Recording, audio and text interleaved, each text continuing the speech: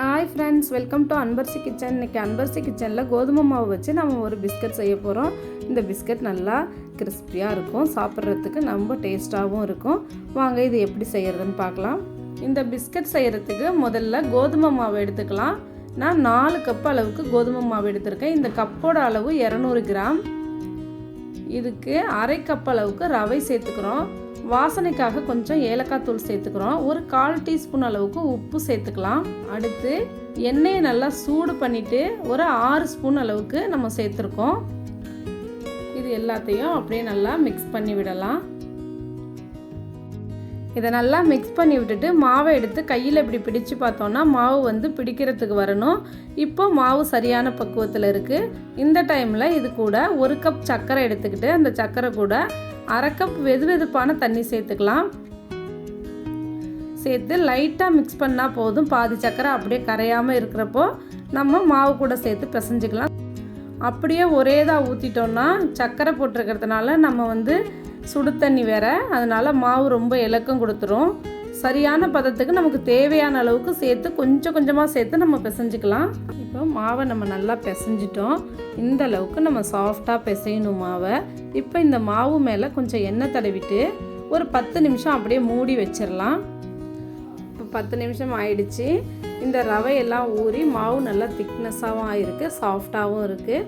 ஒரு கத்தி எடுத்துகிட்டு இந்த மாவை 4 பாகமாக பிரித்து எடுத்துக்கலாம். இப்போ ஒரு பாகத்தை எடுத்துகிட்டு கையில் இப்படி தட்டிட்டு ஒரு சப்பாத்தி குழவி வச்சு நல்லா உருட்டிக்கலாம். ரொம்ப தடிமனாக வேண்டாம், ஓரளவுக்கு திக்னஸ் இருந்தால் போதும். பாருங்கள், இந்த அளவுக்கு திக்னஸ் இருந்தால் போதும். இப்போது நம்ம ஒரு பாட்டில் மூடியோ ஏதாவது ஒரு டப்பாவோ இல்லை பிஸ்கட் கட் பண்ணுற கட்டரோ எது இருக்கோ அதை வச்சு நமக்கு தேவையான டிசைனில் நம்ம கட் பண்ணி எடுத்துக்கலாம். பாருங்கள், நாம் இப்போ இதை கட் பண்ணிட்டோம். இதை எடுத்துகிட்டு கத்தியில் சின்ன சின்னதாக நம்ம கோடு போட்டு விட போகிறோம். பாருங்கள், எல்லாமே கட் பண்ணி அதை போல் எடுத்தாச்சு. இப்போ அடுத்தது எண்ணெயை சூடு பண்ணிவிட்டு அதில் நம்ம பொரித்து எடுத்துடலாம். இப்போ எண்ணெய் சூடாகிட்டு இதை எண்ணெயில் போட்டு நல்லா பொரித்து எடுத்துடலாம். தீயை ரொம்ப கம்மியாக வச்சுக்கோங்க. மிதமான தீயில் பொரிச்சாதான் பிஸ்கட் நல்லா உள்ளேயெல்லாம் வெந்து நல்லா மொறுமொறுன்னு நல்லா வரும். பாருங்கள், நல்லா திருப்பி திருப்பி விட்டு நல்லா செவக்க விட்டு இந்த பிஸ்கட்டை எடுத்துடலாம்.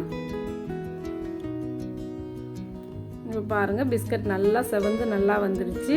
பிஸ்கட் நல்லா உள்பக்கம்லாம் வெந்துருச்சு, நல்லா மொறுமொறுன்னு வந்துடுச்சு. இப்போ நம்ம இதை எடுத்துடலாம். இதை போல் எல்லா பிஸ்கட்டையுமே போட்டு பொரித்து எடுத்துக்கலாம். இப்போ பாருங்கள், எல்லாத்தையும் எடுத்துகிட்டு நம்ம ஒரு பிளேட்டுக்கு மாற்றிருக்கோம். பார்க்குறதுக்கே ரொம்ப அழகாக இருக்குது. பாருங்கள், நம்ம சர்க்கரை சரியாக கரைக்காமல் போட்டதுனால அந்த சர்க்கரையெல்லாம் மேலே பூத்துக்கிட்டு பார்க்குறதுக்கே ரொம்ப அழகாக இருக்குது. பாருங்கள், இந்த பிஸ்கட் என்ன தான் நம்ம எடுக்கும்போது மொறுமொறுன்னு இருந்தால் கூட சூடோடு எடுத்து நம்ம உடச்சி பார்த்தோன்னா பிஸ்கட் கொஞ்சம் சாஃப்டாக தான் தெரியும். நல்லா ஆறுனதுக்கு அப்புறம் தான் இது பார்க்குறதுக்கு நல்லா முறுமுறுப்பாக வரும். நீங்கள் இதை உங்கள் வீட்டில் ட்ரை பண்ணி பாருங்கள். இந்த லாக்டவுன் டைமில் உங்கள் குழந்தைங்களுக்கு வீட்டிலே செஞ்சு கொடுங்க. உங்களுக்கு இந்த பதிவு பிடிச்சிருந்துச்சுன்னா எனக்கு கமெண்ட்ஸ் பண்ணுங்கள். நன்றி, வணக்கம்.